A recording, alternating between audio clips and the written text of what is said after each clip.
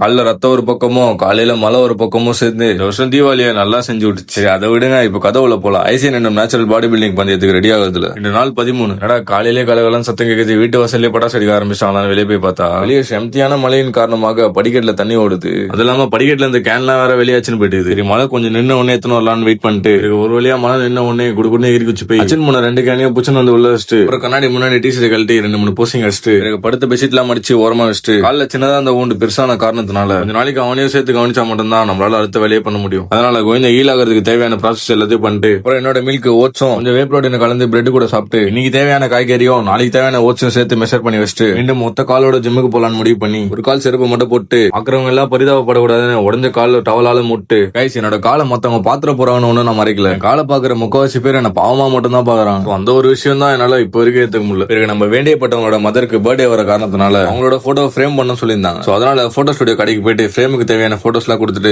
அங்க இருந்து நேரா ஜிம்முக்கு போயிட்டு ஜிம்ல இன்னைக்கு நல்ல ஒரு ஃபுல் பாடி செஷன் ஒர்க் அவுட்னால புல் ஆரம்பிச்சு incline dumbbell press, dumbbell flies, lateral ரைஸ்க்கு அப்புறம் ஷோல்டர் பிரஸும், லேட் புல் டவுனுக்கு அப்புறம் கேபிள் கிராஸ் வரும். லேட் புல் டவுன் நிறைய பேர் மாங்கன்னு போறதெல்லாம் விட்டு சொல்ற இந்த சின்ன ட்ரிக்கை மட்டும் மைண்ட்ல வச்சுக்கோங்க. ஃபாஸ்டா இழுத்து மெதுவா விடு. இதை கரெக்டா பண்ணாலே ஆல்மோஸ்ட் நீங்க ஒழுங்கா போடலாம். பிறகு பைசப்க்கு ஹேமர்களுக்கு அப்புறம் டம்பிள் காலும் ஈஸியா கேபிள் புஷ்ஷனோட ஒர்க் அவுட் முடிச்சுட்டு நேரா ட்ரெஸ்ஸிங் ரூம்ல போய் போசிங் இறங்கிட்டேன். அப்புறம் அங்கேயும் ஒரு சில போசிங் எல்லாம் பண்ணி முடிச்சுட்டு கிராம்ஸ் ஆஃப் கிரியேட்டின் கூட வே புரோட்டீன் ஆட் பண்ணி குடிச்சிட்டு அப்புறம் எத்தனை போன 8 எக் ஒயிட் அங்கேயே சாப்பிட்டு பிறந்த கால திரும்ப மூடி வீட்டுக்கு வந்த கையோட லஞ்ச் சாப்பிட்டு ஒரு சிறிய தூங்கி ஏஞ்சி டயட்டுக்கு தேவையான வே புரோட்டீன் காலியான காரணத்தினால பிரதர் ஒருத்தர் இப்போதைக்கு என்கிட்ட கொஞ்சம் இருக்கு, அது யூஸ் பண்ணுங்க அப்புறம் வாங்கிக்கலாம்னு சொன்னாரு. அதை வாங்குறதுக்காக காலைல பேட்ச் ஒர்க் எல்லாம் பண்ணிட்டு போயிட்டு பிரதர் கொடுத்த வே புரோட்டீனை வாங்கிட்டு அப்படியே அவர் கூட கொஞ்ச நேரம் டிஸ்கஷன் எல்லாம் பண்ணிட்டு அப்புறம் டாடா பை போய் சொல்லிட்டு வீட்டுக்கு வர வழியிலே அவரோட பாய்ஸ் விறுவிறுப்பா வெடிலாம் வச்சிருந்தாங்க. அதெல்லாம் நான் சொன்னா நல்லா இருக்காது, நீங்களே பார்த்து.